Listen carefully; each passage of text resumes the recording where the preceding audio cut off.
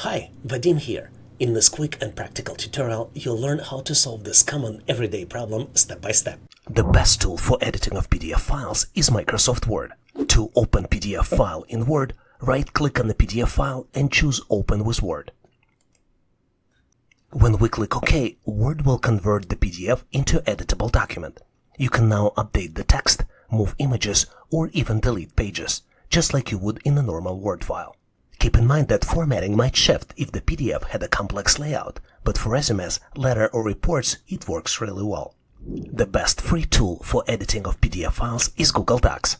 To open the file, navigate to Google Drive, right-click and choose Open with Google Docs.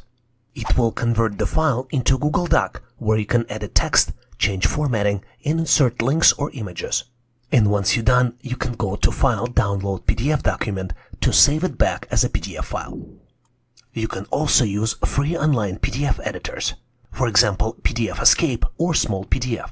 These tools are great for quick edits, for example filling out forms, adding text boxes, or inserting images. These tools let you upload a file, make your changes in the browser, and download it, all without installing anything.